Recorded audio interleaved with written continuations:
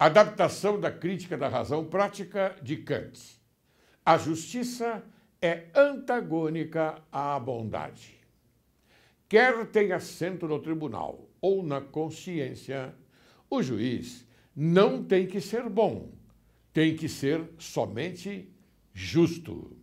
As punições infligidas, como as recompensas concedidas, não são no interesse do agente, para reerguê-lo, para curá-lo da sua maldade ou para aureolá-lo de glória, nem no interesse da sociedade, para prevenir o crime, para devolver-lhe um de seus membros extraviados ou para confirmar a ordem estabelecida.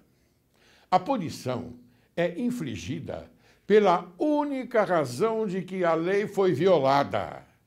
Assim, não tem que esconder que é um mal, não tem que assumir a máscara hipócrita de um mal útil para aquele que vai sofrê-lo. A indulgência do juiz que esquece de ser justo para ser bom, o paternalismo daquele que pune para o bem do culpado, a ferocidade do vingativo, acham sua origem comum no desprezo do homem. A justiça deve-se achar em toda punição, considerada como tal, e forma o que é essencial nesse conceito. Enfim, a justiça é antagônica à bondade.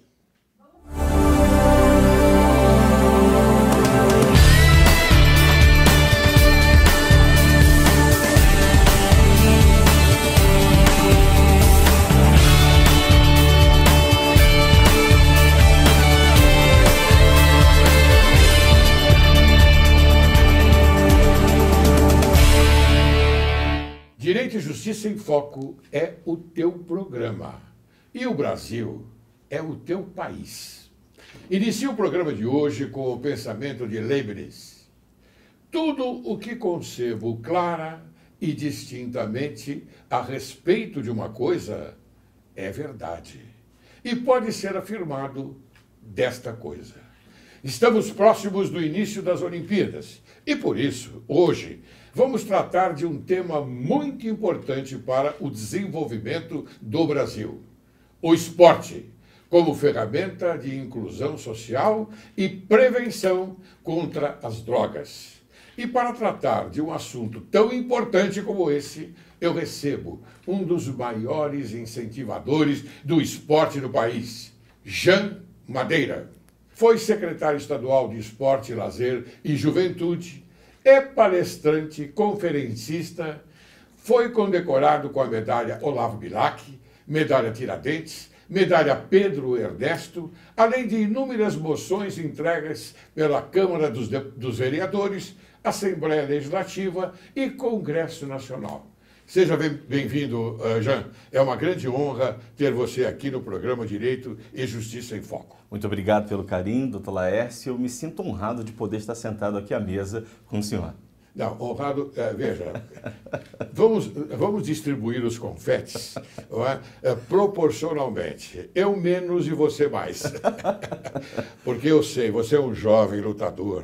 Você é um jovem que se preocupa com os problemas atinentes do país. Você é um jovem que vai à luta buscar a serenidade entre aqueles que naturalmente necessitam. Eu sou testemunha desses fatos. Portanto, eu fui bastante severo com o meu pessoal, dizendo: eu quero Jean Madeira aqui no meu programa. E você veio, graças a elas e graças a Deus, porque esse é um programa que nós informamos o telespectador. Nós informamos a sociedade sobre aquilo que está acontecendo no momento, sobre a verdade, já. Nós não fugimos da verdade. Tudo que se fala aqui é a verdade. Bom. Tá bom? Excelente. Eu vou fazer a primeira pergunta para você. Como o esporte alavancou a sua formação como cidadão? Bom, eu sou oriundo do judô. O meu pai foi o meu sensei. Oh, que maravilha. Então eu tive educação dentro de casa e dentro do tatame, dentro do dojo, que é o conjunto de placas de tatames. E minha mãe também é judoca. Não diga. Então, meu pai e minha mãe me davam educação dentro de casa e dentro dos tatames, em cima dos tatames. Isso me ajudou bastante porque eu tinha o respeito tanto do pai, né? Eu o respeitava como pai e o respeitava como mestre. E ele, na pouca educação que teve de escolaridade, mas o judô na vida do meu pai, porque, na verdade, José Raimundo da Silva, conhecido como Sensei Chacal. Que maravilha! Isso aconteceu, esse nome até veio, doutor Laércio, porque ele fazia luta livre, telequete, na época de Ted Boy Marino. Então o nome Chacal veio exatamente das lutas livres. Então meu pai sempre utilizou o esporte como uma ferramenta de inclusão social. Eu via ele fazendo isso. Como eu morava na periferia, como eu estava rodeado de pessoas, as drogas estavam chegando próximo até a minha casa, o meu pai colocava o tatame na garagem de casa para que os meus amigos pudessem treinar, para que eu não perdesse a amizade deles, mas que todos pudessem ter a mesma educação que a minha. Se eles estavam tendo educação dentro de casa, não se sabe, mas pelo menos o meu pai contribuía com a educação, com a disciplina do judô em cima do tatame. Então eu era doutrinado e os meus amigos também. E onde meu pai estava, minha mãe estava, era rodeado de pessoas. Quantos alunos, quantas pessoas, quantos jovens, crianças ficavam sentados no portão lá de casa ouvindo o meu pai.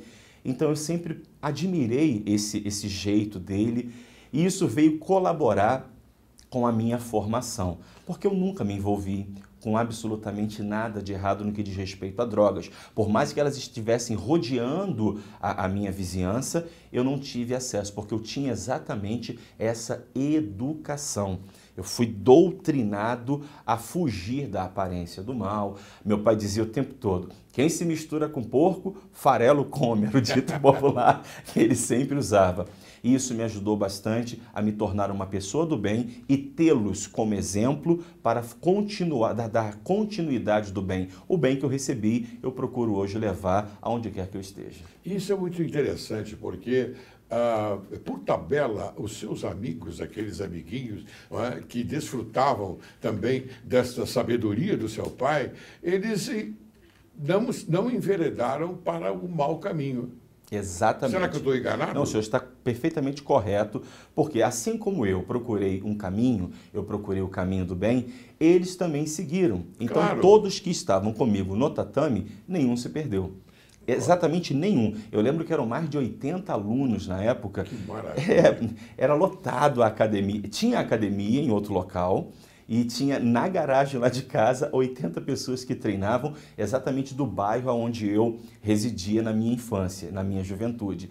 E ele conseguia, o meu pai fazia com que aquela criança que era violenta e ela brigava o tempo todo na rua, os pais conduziam até o meu pai para que treinasse, e aí ele ficava mais calmo, sereno, tranquilo, estava ruim na escola, estava rebelde na escola, ia treinar judô. Então a arte marcial consegue colocar as crianças exatamente nesse caminho do bem. Não, e inclusive o seguinte, pela parte espiritual também, não é? Sim. Porque não só o corpo, mas também o espírito, a cabeça, é muito importante. Ajuda muito. Essa é a prova, não é verdade? A arte marcial, ela consegue trazer um equilíbrio na vida daquele que pratica.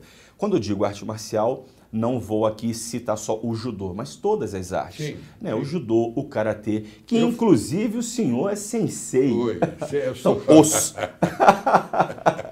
É verdade, é verdade. Mas lá atrás, lá atrás. Mas o senhor sabia, doutor Laércio, que uma vez falaram assim, um jornal falou, o ex-judoca Jean Madeira, e eu corrigi. Por quê? Vou explicar para o senhor, assim como também eu não aceito o ex-karateca.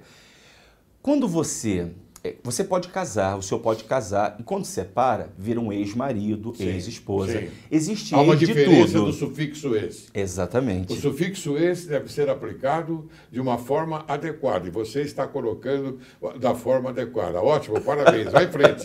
Então, filho, não existe ex-filho. E quem nasceu do tatame, quem nasceu do karatê, quem nasceu do judô, jamais será um ex-judoca ou um ex-karateca. É verdade. Porque faz parte da nossa filosofia de vida. Nós nascemos dessa ideologia, nascemos dessa filosofia, porque a arte marcial vai além do que simplesmente uma modalidade esportiva.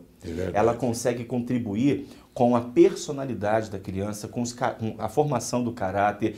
A criança, ela é completamente doutrinada, disciplinada e equilibrada. O convívio social fica muito melhor. Então não existe ex-judoca para quem nasceu do judô. Caro telespectador, perceba bem aquilo que nós estamos conversando e é verdade. A mente, ela é poderosíssima. A mente, ela tem um teor de poder que você não faz ideia. Aliás, você faz ideia. E quando, por exemplo, você junta a mente ao físico, aí então você se torna poderoso. Mas você tem que saber muito bem que esta arte marcial, ela não tem nada a ver com violência.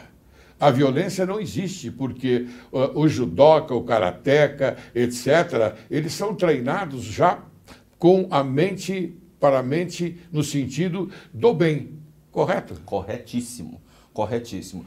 Jamais uma criança é colocada dentro do tatame, dentro do dojo, para aprender a violência. Pelo contrário, ela compreende que o seu adversário não é, ele é adversário no momento do combate.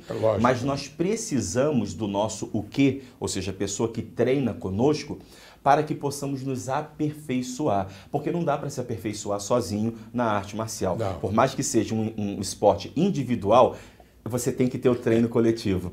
Então, quando você vai sempre precisar de alguém que possa emprestar o seu corpo para que você possa, então, se aperfeiçoar. Você sabe de uma coisa, já às vezes, eu me pego em flagrante fazendo alguns catas. É verdade. Eu falei para o senhor. Porque... Não é isso. Não é, mas às vezes eu me pego em flagrante e eu fico feliz, porque eu me lembro bem de quando eu era professor de karatê, mas eu me lembro bem dos katas, a minha formação no esporte é desse tipo. E eu sou um incentivador do esporte também. Eu tenho acompanhado o senhor. Muito bem.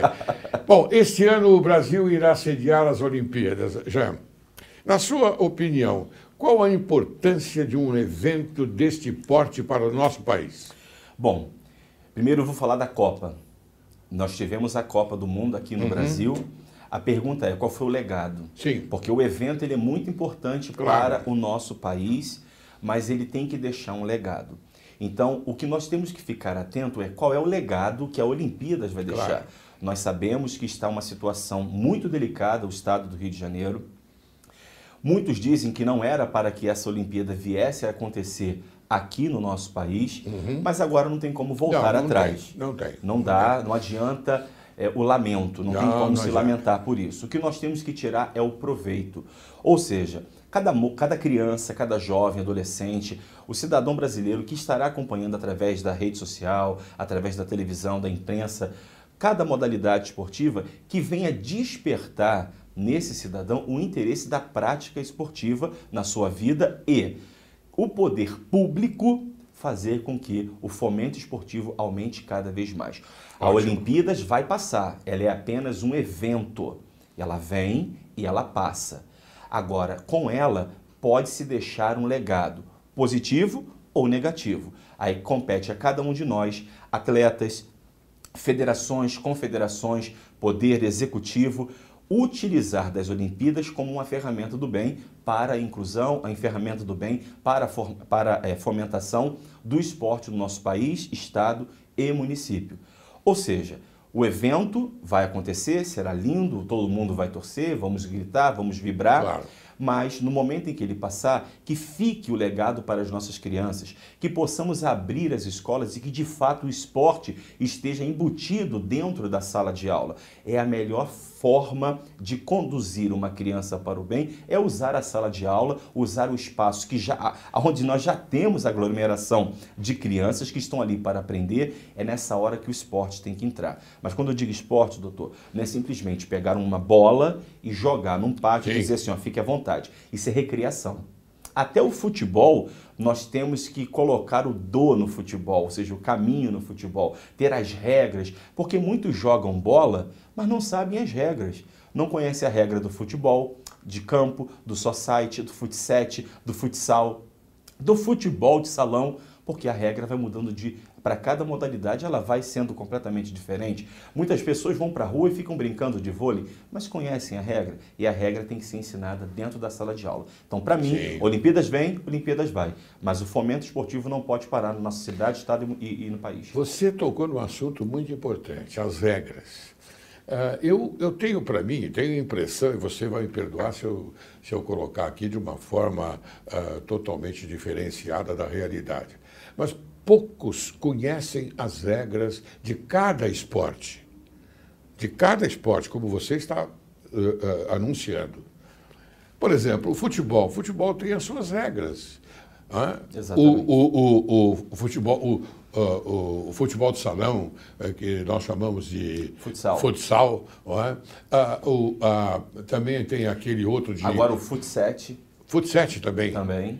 É uma nova modalidade. Uma nova modalidade. Então, veja, as pessoas às vezes criticam, elas vão aos estádios, criticam, mas elas não sabem exatamente até onde a coisa funciona e a regra ali estabelecida. Não custa nada pegar o manual, pegar a cartilha do futebol e saber exatamente, eu digo aqui do futebol, e saber exatamente como andam as coisas. Eu já joguei futebol também, como você também já jogou futebol, mas nós jogamos o nosso futebol amador. Isso. Não é? O nosso futebol amador, que acabava o jogo, todo mundo ia tomar a sua cervejinha. É praticamente um lazer. Um lazer, um exatamente. lazer. Mas o profissional é diferente. Sim. O profissional é diferente. Você quer falar mais a respeito dessas regras? Por exemplo, o pai. O pai, ele quer que o filho seja um grande Ronaldinho, Neymar. Mas será que conhece a regra? O garoto vai para o campinho de terrão e vai jogar bola. Tudo bem, ele tem até um futuro, mas essa criança tem que ser colocada numa escolinha. Agora, né, não é todo lugar, e nem é todo mundo que tem condição de colocar o seu filho numa escolinha de futebol. Por isso, políticas públicas para que possamos ter escolinhas de futebol para que as crianças possam treinar. Agora, quando eu disse para o senhor em relação a dentro da sala de aula, é porque eu aprendi na sala. Me diga uma coisa, o que você está falando tem ligação com o investimento no esporte no Brasil? Total. Porque quando se fala de investimento no esporte, se deixa sempre essa pasta para depois. Ou confundem esporte com recreação.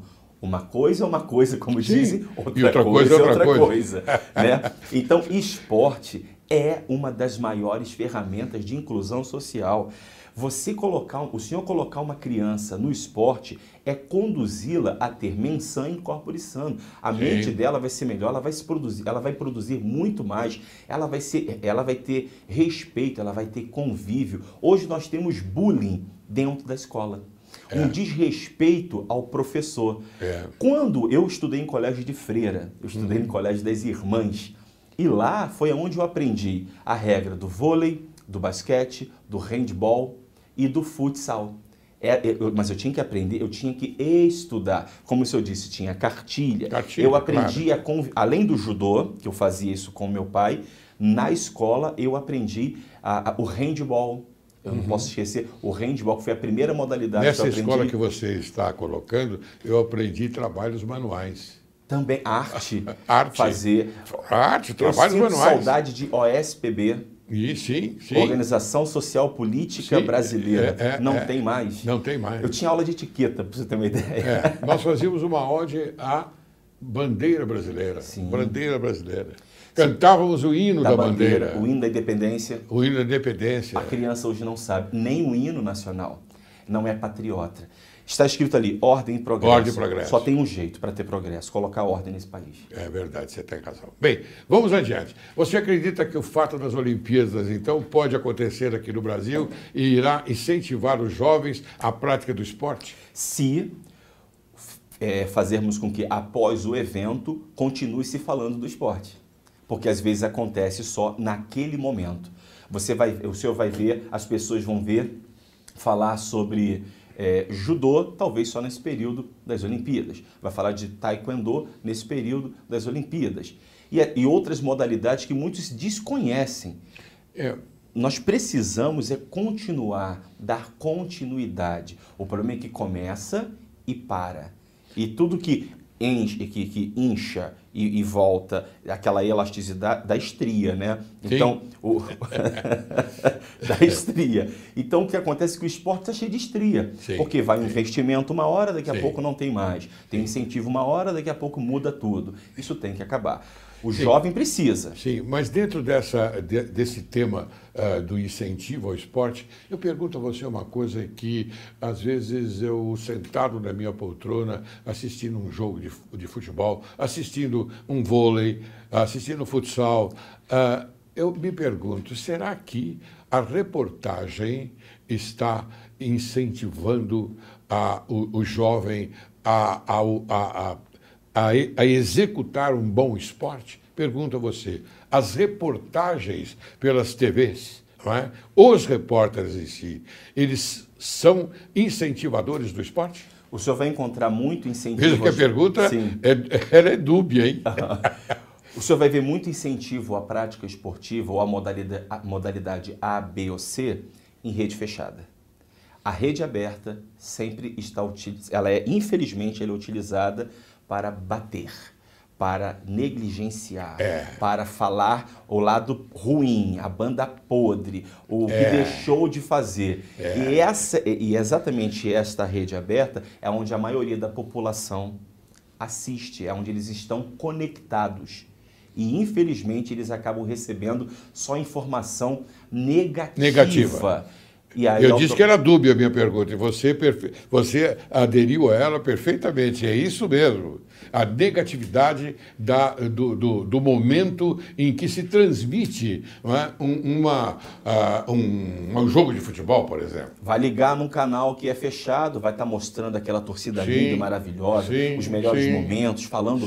Então, quem está ali e tem condição de pagar uma TV por assinatura, ele até tem ânimo. Ele fala, eu vou torcer, eu vou praticar, eu vou fazer, eu vou jogar bola, eu vou praticar alguma coisa. Quem está na TV aberta já só recebe informação negativa, aí acaba falando, tá vendo aí, por isso que esse Brasil não vai para frente, eu odeio futebol, eu odeio esporte, nada funciona. Negativa e truculenta, infelizmente. Né? Truculenta, lamentavelmente truculenta. Muito bem, de que forma então o esporte despertou em você a vontade de trabalhar com projetos sociais voltados aos jovens? Bom, como eu disse para o senhor, eu aprendi isso de José Raimundo da Silva, sem ser chacal. Grande José Raimundo da Silva. O senhor acredita que meu pai hoje é falecido? Eu perdi meu pai quando eu tinha 25 Prestamos anos. então uma homenagem póstuma a você. Meu caro, eu não o conheci, mas através do seu filho eu percebo o esplendor da sua dignidade e que a sua alma é coroada e iluminada pelos céus, pelo universo. Minha homenagem, Raimundo. Obrigado. Não podia deixar de fazer, viu? Muito obrigado pelo carinho. O que aconteceu? Eu vi o meu pai falecer aos 25, eu tinha 25 anos de idade. Perdi ele muito jovem, ele tinha 67 anos mais ou menos. E ele teve um derrame, e enquanto estava chegando o socorro, eu consegui ainda segurando o rosto dele, que estava entortando, uma cena muito triste para mim. E eu ali, pai, por favor, não morre. Doutor, ele poderia ter dito qualquer coisa para mim. Ele olhou nos meus olhos e falou, Jean, aprenda, um guerreiro nunca morre. E foi a última coisa que eu ouvi dele. Foi a última frase que eu ouvi. Um guerreiro nunca morre. Que bonito. Naquele momento, eu perdi meu pai, o sepultei com o kimono. E foi difícil para mim, porque no momento que eu colocava o judogi nele, amarrava o obi, que é a faixa preta, eu lembrava do dia em que ele colocou pela primeira vez o judogi em mim, me ensinou a amarrar a faixa branca. E eu sabia que nunca mais teria o chacal comigo. Mas aquela frase ficava ecoando no meu coração. Um guerreiro nunca morre. Um guerreiro nunca morre. Então eu pensei, eu não posso deixar o legado de chacal, de meu pai, morrer. porque o legado dele continua comigo. O bem que ele sempre fez àqueles que estavam ao seu redor, um homem muito conceituado na Baixada Fluminense, lá do Rio de Janeiro, ele que sempre esteve envolvido, deu aula na faculdade Gama Filho, aula de judô, era um homem muito carismático e querido. Eu falei, eu não vou deixar isso morrer. E eu invadi as comunidades usando o esporte como ferramenta para tirar jovem das drogas. Sabe por quê, doutor? Espera um pouquinho. Sim, senhor. Ele está vivo. Está vivo. Ele está vivo em você. E isso é muito bonito. Mas você vai me dizer tudo isto, vai prosseguir, não é, após o intervalo, Sim, tá senhor. bom? Agora eu vou chamar um pequeno Excelente. intervalo. Você aguarde, logo, logo retornaremos.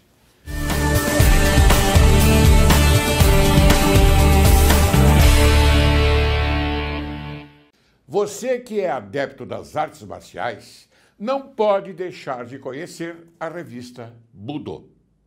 A primeira e mais completa revista de artes marciais do Brasil, onde você encontra notícias sobre judô, karatê, taekwondo, MMA e kung fu. Na Budô, o esporte e as marcas mais conceituadas caminham lado a lado. Ficou interessado? Visite o site www.revistabudô.com.br. Dificilmente a imprensa investigativa comete equívocos grosseiros. É dela o seguinte texto, aspas, um dos momentos intrigantes do depoimento de Delcídio à Lava Jato refere-se à reunião entre a presidente Dilma e o presidente do Supremo Tribunal Federal, Ricardo Lewandowski, ocorrida em Portugal. A reunião, com a presença do ex-ministro da Justiça, Cardoso, tinha como alvo a tentativa de soltura de réus da Lava Jato. Fecho aspas. Ora, dessa afirmação, conclui-se que se justificam as decisões atrapalhadas e parciais em desfavor da sociedade brasileira que pretende expurgar a facção criminosa instalada no poder pelos petistas. Precisamos nos mobilizar, inclusive para manifestações. As ruas têm que dar o ar de sua graça. É um caminho. Os ministros dos tribunais superiores também não gostam de críticas diretas do povo e nem de pichuleco. A arma do povo contra esses desmandos deve ser pacífica, uníssona e determinativa. O dramaturgo Shakespeare tem razão. Há algo de podre no reino da Dinamarca.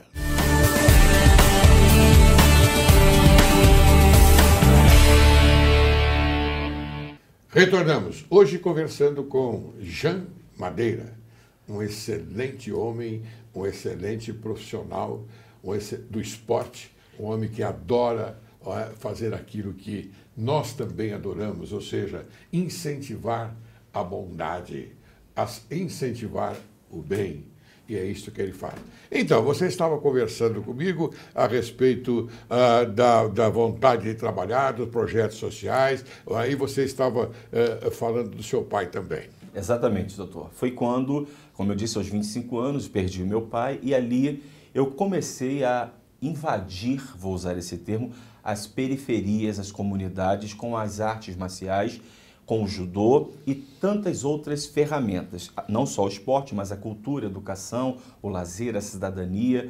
Por quê? Mas além do meu pai deixar esse legado, aquela frase de impacto, que é o guerreiro nunca morre, eu visitando a comunidade, se não me falha a memória, foi Bom Sucesso, na Baixada, no Rio de Janeiro, eu reparei que existia uma mesa, na época, no ano de 2000, mais ou menos. Sim.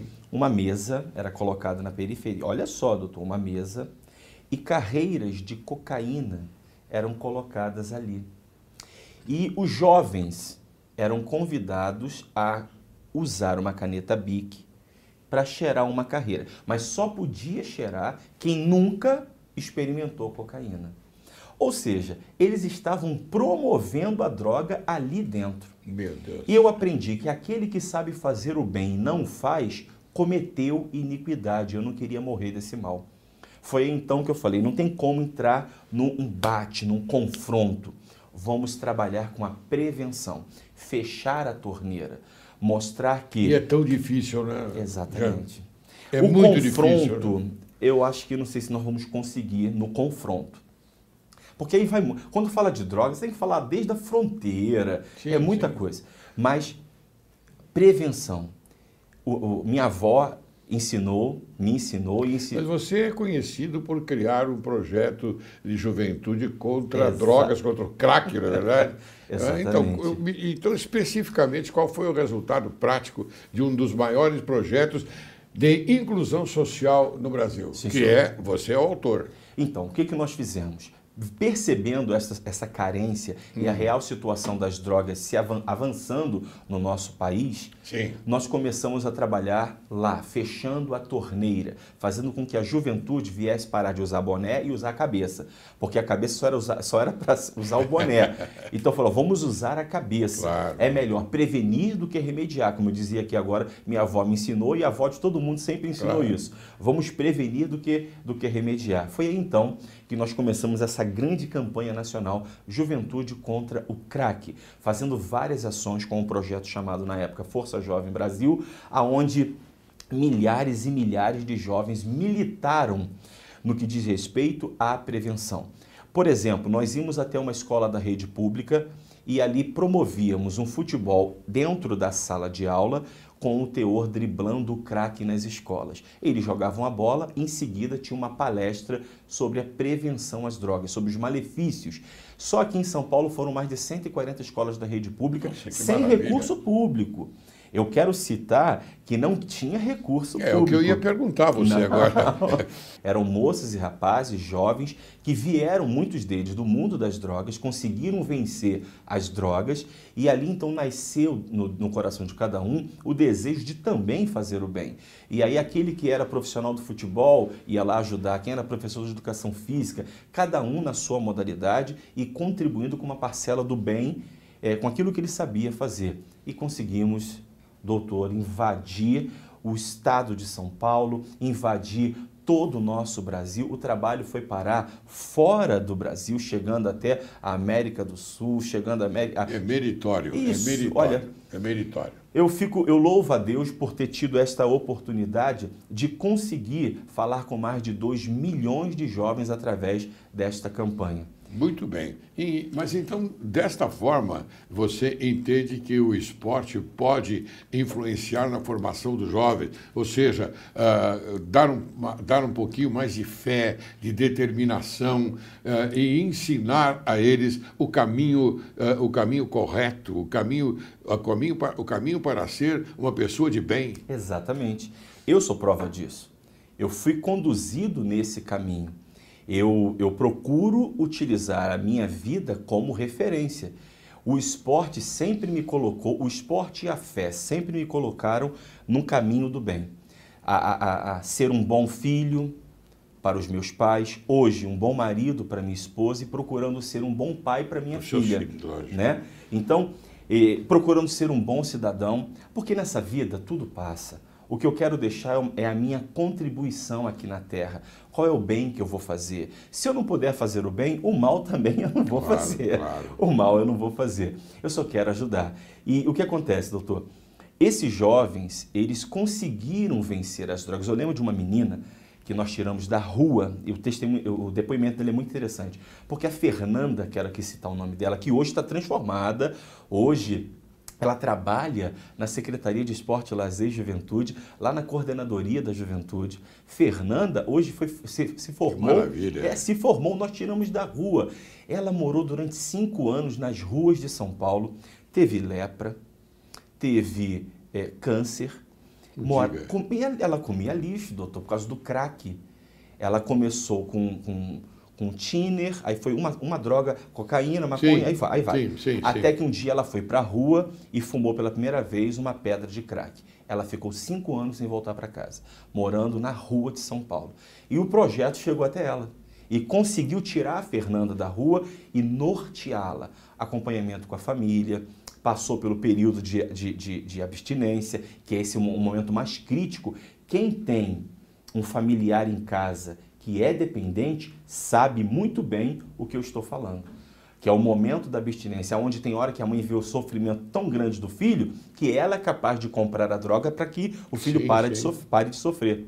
Sim. E a gente teve que passar aquilo tudo com a Fernanda e hoje ela é uma pedra preciosa que estava escondida atrás da pedra do crack. Que maravilha! Poxa vida, essas coisas que as pessoas fazem e fica de uma forma desconhecida, porque não veio a público mostrar toda esta benignidade, porque chama-se benignidade, não passou pela caridade e adentrou a benignidade. A benignidade é muito importante. Verdade. Não é? Verdade, verdade. Me diga uma coisa, Jean, políticas públicas estruturadas podem contribuir socialmente e oferecer novas perspectivas aos jovens oriundos de comunidades com vulnerabilidade social, bolsões pobres, por exemplo? Exatamente. Eu vou explicar para o senhor e para todos que nos acompanham. Jovem, todo mundo diz que jovem é o futuro, mas isso é muito bonito em discurso. Todo mundo diz a nossa juventude que é o futuro, o jovem que é o futuro, mas pouco se faz. Nós temos que fazer mais, principalmente na área esportiva, porque é muito melhor estar com a mente ocupada jogando bola ou treinando no dojo do que com a mente vulnerável para que alguém possa oferecer o lança-perfume que agora está na moda, para que alguém possa oferecer o primeiro pino de cocaína, o primeiro cigarro de maconha, e aí então nós vamos ter uma juventude completamente como infelizmente ela está ficando deturpada e com seus sonhos abortados. Ser jovem, doutor, é nunca deixar de sonhar, mas a juventude está deixando seus sonhos morrerem exatamente por causa das drogas. Sim. É aí que entram os projetos e a política pública para a nossa juventude. E tem que ter aos montes, em todas as esferas, nacional, estadual, municipal. Nós temos que valorizar as instituições que fazem trabalhos com os nossos jovens. Você acha que o governo ajuda nessa parte? Pouco. Ajudar ajuda, mas pode ser feito mais. Nós podemos fazer mais. E digo com propriedade, porque já estive à frente da secretaria. Nós podemos fazer mais. Há possibilidade sim, agora é lógico, aí nós vamos ter que entrar em orçamento. É porque quando você fala de orçamento para o esporte ou para a juventude, é sempre deixado para depois. É como o jovem, jovem é o futuro, mas quando você vai se manifestar, peraí, depois a gente fala do jovem. Isso está errado, porque se jovem é o futuro, ele é o futuro mais presente. A Fernanda era um problema na sociedade. A Fernanda estava escondida atrás da pedra do crack, mas um projeto social sem recurso público foi lá e lapidou aquela menina que hoje faz palestra nas faculdades para incentivar os jovens a não usar as drogas. Mas ela também tem o seu mérito próprio, não é verdade? Sim, ela teve que querer. Ela teve fé, teve determinação. Sim. Não é? Ela deve ter tido um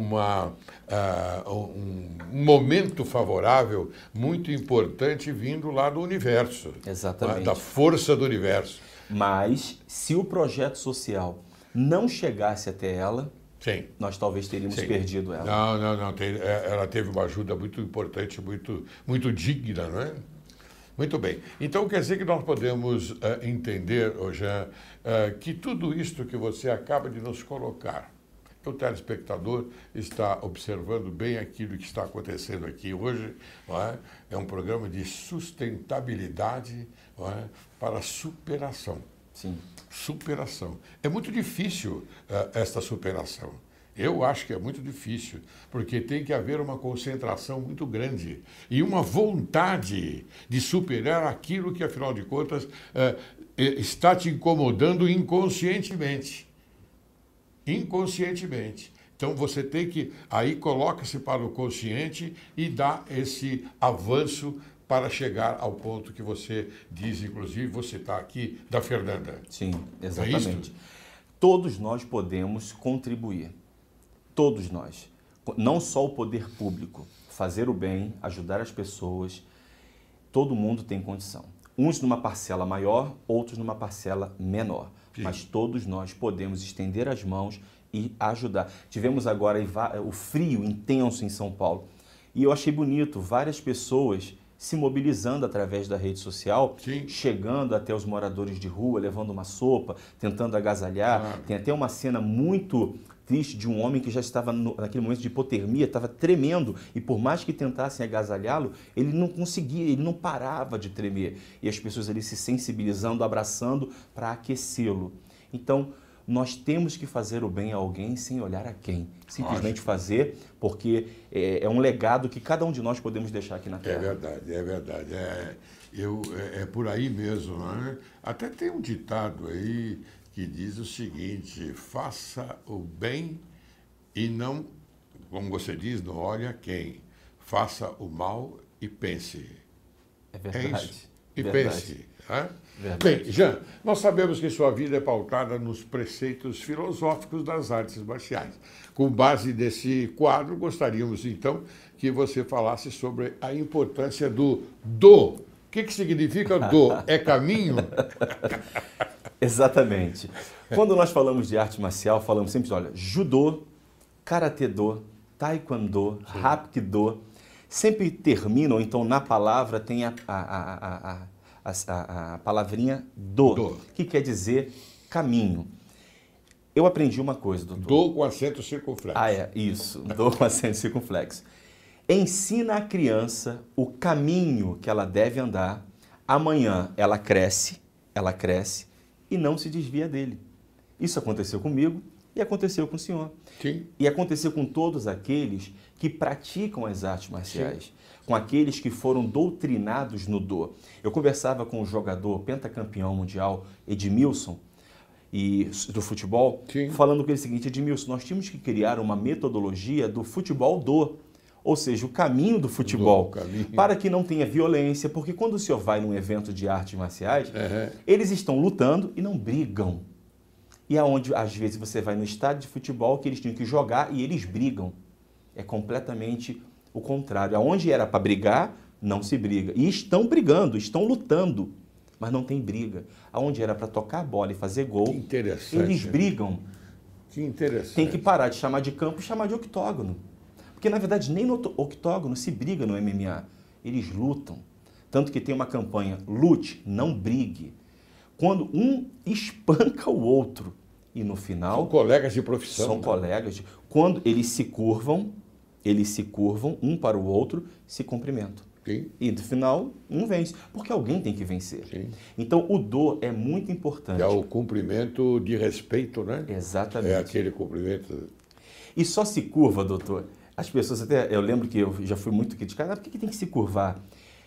Quando o joio e o trigo, eles crescem, eles são muito iguais. A gente só vai perceber a diferença do joio para o trigo quando tem fruto. Porque o fruto faz o trigo se curvar. Só se curva quem tem fruto.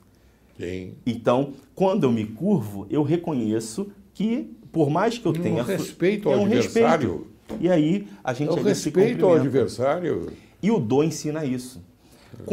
Se nós colocarmos o do dentro da escola, se nós colocarmos o do na comunidade, na periferia, teremos uma sociedade muito melhor, uma sociedade de respeito, uma sociedade onde o filho vai voltar a respeitar o pai, porque para muitas famílias se tornou instituição falida. Sim. Mas eu sou da época que tomava benção pai e mãe.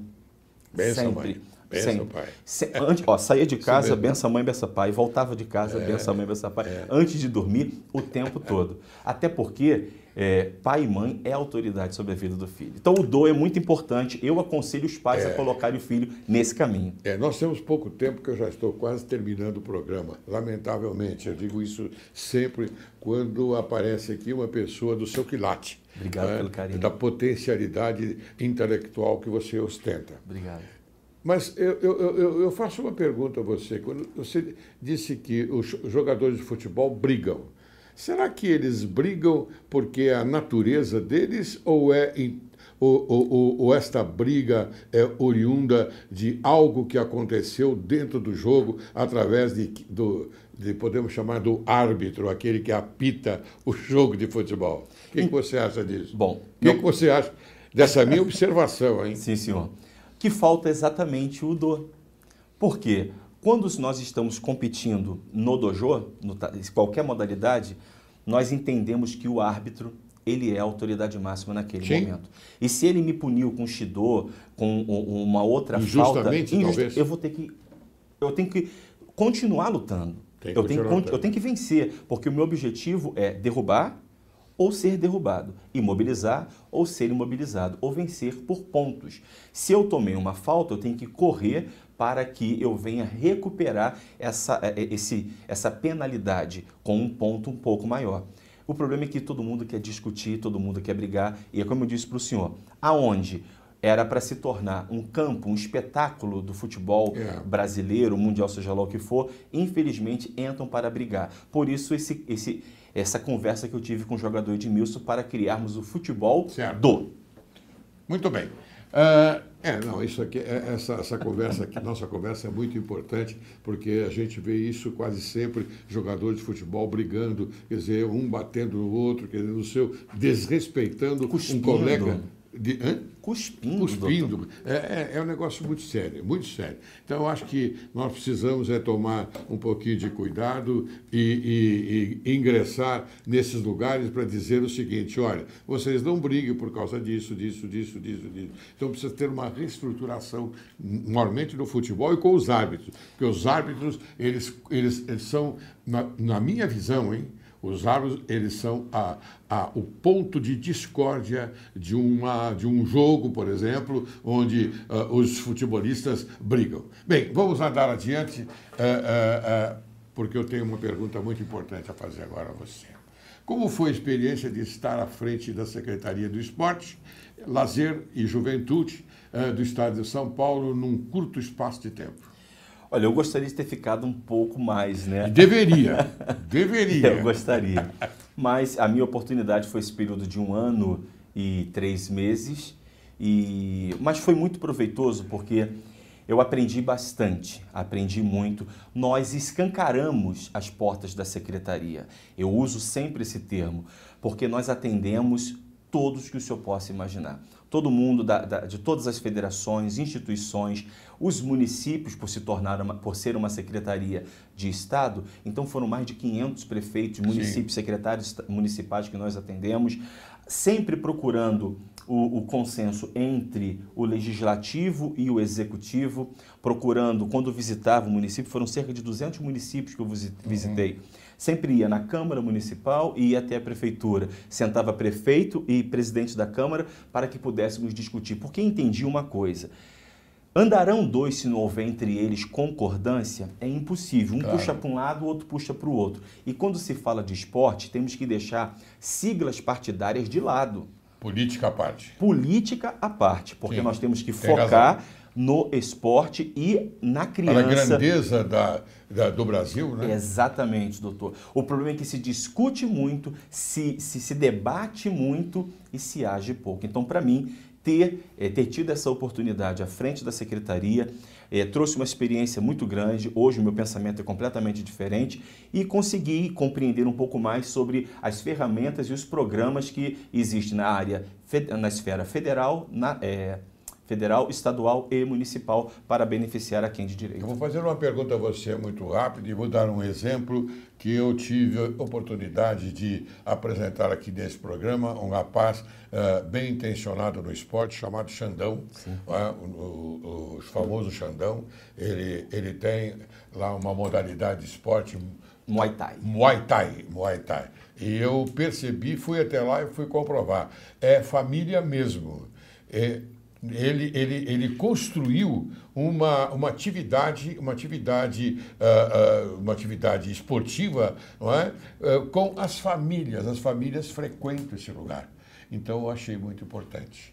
Bem, agora eu queria que você passasse uma mensagem para as pessoas que fazem esporte, rapidamente. Bom, em primeiro lugar, valorizem a sua família. Quando você valorizar a sua família, você vai compreender que você vai se tornar uma pessoa muito melhor. O tempo todo, aonde eu cheguei, eu dou graças a meu pai, a minha mãe e também hoje a minha esposa. Muitas pessoas dizem que por trás de um grande homem existe uma grande mulher. Eu discordo o termo por trás, porque quando Deus fez Eva, não tirou da coluna vertebral de Adão, tirou exatamente da costela que está ao lado. Então, ao lado de um grande homem existe uma grande mulher. E a minha esposa, Vanessa Madeira, que está comigo desde os 15 anos de idade, nós estamos juntos desde o período da escola. É com ela que aguenta e tem passado todas as lutas. E se eu cheguei aqui, devo muito ao meu pai, mas devo também a uma esposa que sempre esteve ao meu lado. Então valorize a sua família, porque a consequência disso é resultados positivos na sua vida e em tudo que você fizer, você vai ser bem-sucedido. Muito bem, parabéns. Obrigado. É a família mesmo, célula máter da sociedade. Verdade. Jean, eu quero que você leve uma lembrancinha aqui do meu programa. Muito obrigado. E também quero oferecer a você um livro, O Crime Complexo, de Silvio Ranieri, que é traduzido por mim, mas o meu editor, o Vinícius, pediu, olha, toda pessoa que for lá no seu programa, você ofereça um livro, o livro que você mesmo traduziu. Está aqui. Eu fico muito agradecido, obrigado pela lembrança. Suas considerações finais. Olha, eu agradecer ao senhor pela oportunidade de estar aqui. Foi um bate-papo muito gostoso, construtivo. E espero que nós possamos cada vez mais avançar com o esporte na nossa cidade, no nosso estado e no país. Sozinho eu chego mais rápido, mas juntos chegamos mais longe. Sim. Encerro o programa de hoje com as palavras de entusiasmo de Mahatma Gandhi. Nas grandes batalhas da vida, o primeiro passo para a vitória é o desejo de vencer. Quero agradecer muito o nosso querido Jean Madeira por sua presença no programa Direito e Justiça em Foco e pelo magnífico trabalho em prol da sociedade na difusão do esporte e no combate às drogas. Parabéns, Jean Madeira. Fiquei muito grato. Muito obrigado pelo carinho.